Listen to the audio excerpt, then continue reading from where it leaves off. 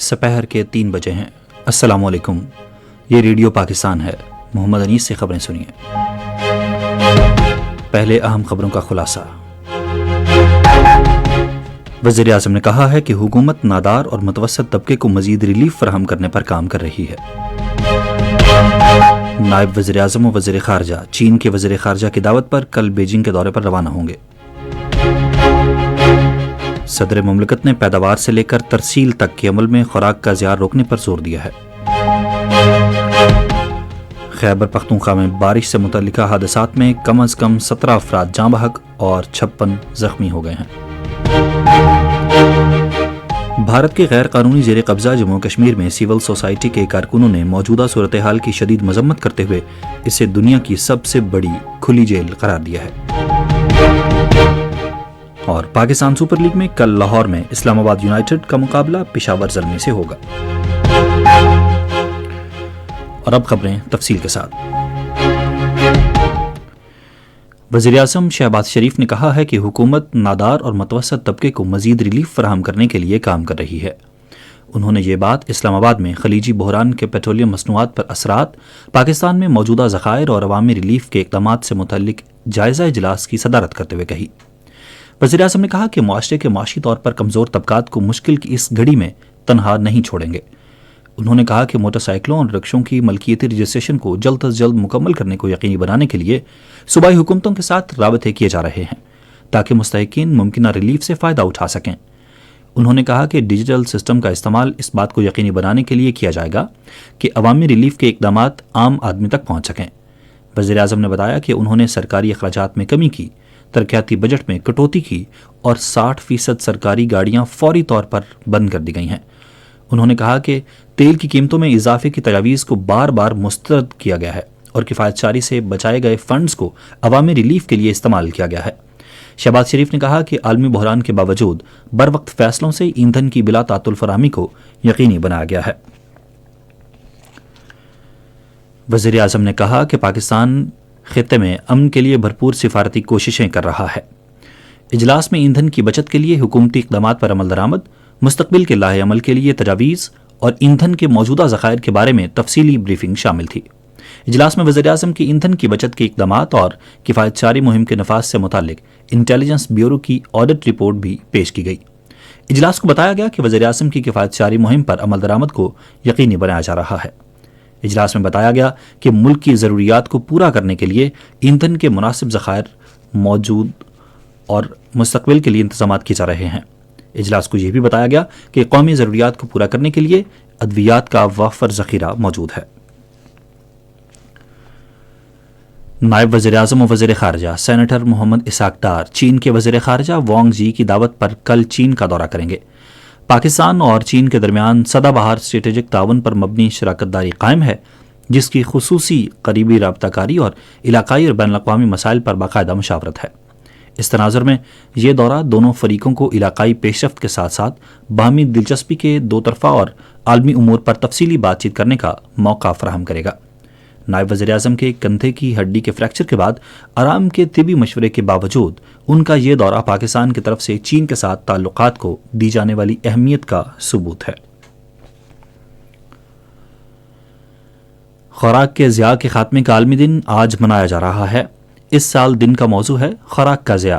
صدر آصف علی زرداری نے خوراک کے ضیاع کے خاتمے کے بین الاقوامی دن کے موقع پر اپنے پیغام میں پیداوار اور ذخیرہ کرنے سے تقسیم اور استعمال تک خوراک کا ضیاع اور کم کرنے پر زور دیا ہے۔ انہوں نے کہا کہ ایک ایسے وقت میں جب گھریلو بجٹ محدود ہیں اور اشیاء خورونوش کی قیمتیں تشویش کا باعث ہیں، خوراک کے ضیاع کو کم کرنا عام شہریوں کی روزمرہ کی فلاح و بہبود سے گہرا تعلق رکھتا ہے۔ صدر مملکت نے کہا کہ ضائع ہونے والی خوراک سے وہ پانی، زمین، توانائی اور محنت بھی ضائع ہو جاتی ہے جو اس کی پیداوار کے لیے استعمال ہوئی۔ آصف علی زرداری نے کہا کہ زرعی معیشت کے طور پر پاکستان کو کھیت اور منڈی کے درمیان ہونے والے نقصانات پر خصوصی توجہ دینی چاہیے۔ پاکستان ڈیجیٹل فائنانس کے شعبے میں بڑھتے ہوئے مواقع کی وجہ سے سرمایہ کاروں کی بڑھتی ہوئی توجہ کا مرکز بنتا جا رہا ہے۔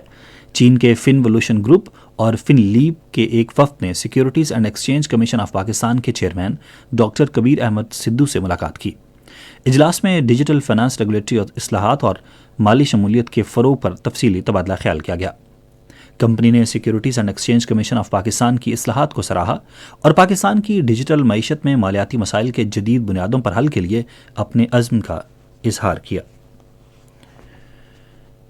یہ خبریں آپ ریڈیو پاکستان سے سن رہے ہیں۔ قومی اسمبلی کا اجلاس آج شام 5 بجے پارلیمنٹ ہاؤس اسلام آباد میں ہوگا۔ اجلاس میں قانون سازی کے علاوہ قومی اور بین الاقوامی اہمیت کے امور پر زیر بحث آئیں گے۔ خیبر پختونخوا میں بارش سے متعلقہ حادثات میں کم از کم 17 افراد جاں بحق اور 56 زخمی ہو گئے ہیں۔ صوبائی ہنگامی امدادی ادارے کے مطابق بارش کی وجہ سے 11 مکانات کو جزوی نقصان پہنچا ہے۔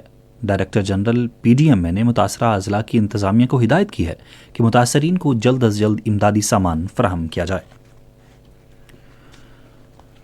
بھارت کے غیر قانونی زیر قبضہ جموں کشمیر میں سول سوسائٹی کے کارکنوں نے موجودہ صورتحال کی شدید مذمت کی ہے اور اسے دنیا کی سب سے بڑی کھلی جیل قرار دیا ہے۔ کشمیر میڈیا سروس کے مطابق ایک مشترکہ بیان میں کارکنوں نے کہا کہ مودی کی زیر قیادت حکومت نے متنازع علاقے کو انتہائی بھاری فوجی نوعیت کے علاقے میں تبدیل کر دیا ہے، جہاں بنیادی آزادیوں کو منظم طریقے سے سلب کیا جاتا ہے۔ انہوں نے نشاندہی کی کہ 10 لاکھ سے زیادہ فوجیوں کی تعیناتی کے ساتھ یہ خطہ زمین کے سب سے زیادہ فوجی نوعیت کے علاقوں میں سے ایک ہے، جہاں شہری مسلسل نگرانی اور خوف میں رہتے ہیں۔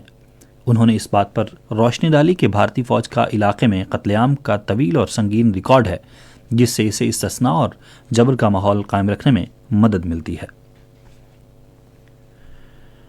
افغان طالبان کے سیاسی اور عسکری حریفوں نے طالبان رجیم کی انتہا پسندانہ پالیسیوں اور انسانی حقوق کی خلاف ورزیوں پر کڑی تنقید کی ہے۔ ویمن فار افغانستان فاؤنڈیشن نے برٹش پارلیمنٹ میں اپنے اجلاس میں افغان طالبان حکومت کے خلاف پختہ موقف اختیار کیا۔ ویمن فار افغانستان فاؤنڈیشن کی طرف سے جاری کردہ بیان کے مطابق افغان طالبان حکومت نے سیاسی مقاصد کے لیے مذہب کا غلط استعمال کر کے افغانستان کے سیاسی اور سماجی ڈھانچے کو تباہ کر دیا ہے۔ طالبان کی جانب سے طاقت کے زائد استعمال اور بنیادی انسانی حقوق بالخصوص خواتین کے حقوق پر پابندیوں سے بحران مزید سنگین شکل اختیار کر گیا ہے۔ فاؤنڈیشن نے کہا کہ افغانستان میں بگڑتی ہوئی انسانی اور اقتصادی صورتحال، بڑھتی ہوئی غربت اور عوام کو درپیش مشکلات طالبان رجیم کی نااہلی کی عکاسی کرتی ہیں۔ اردو کے نامور شاعر اور ادیب صہبا لکھنوی کی آج 24ویں برسی منائی جا رہی ہے۔ صہبا لکھنوی کا اصل نام سید شرافت علی تھا۔ وہ 25 دسمبر 1919 کو ریاست بھوپال میں پیدا ہوئے۔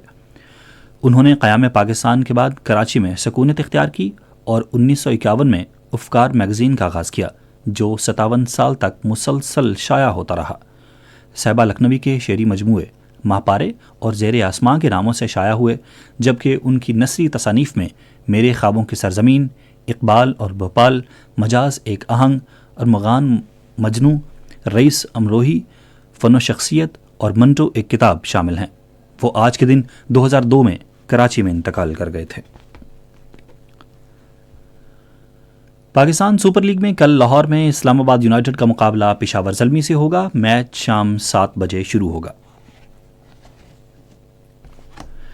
محکمہ موسمیات کی پیشگوئی کے مطابق اگلے 12 گھنٹے کے دوران خیبر پختونخوا، بالائی وسطی پنجاب، اسلام آباد، گلگت بلتستان، کشمیر میں گرج چمک کے ساتھ بارش اور پہاڑوں پر برفباری کی توقع ہے، جبکہ شمال مشرقی بلوچستان اور جنوبی پنجاب میں کہیں کہیں ہلکی بارش اور بعض مقامات پر ژالہ باری کا امکان ہے۔ اس دوران جنوب مشرقی سندھ میں چند مقامات پر تیز ہواؤں اور گرج چمک کے ساتھ بارش کا بھی امکان ہے۔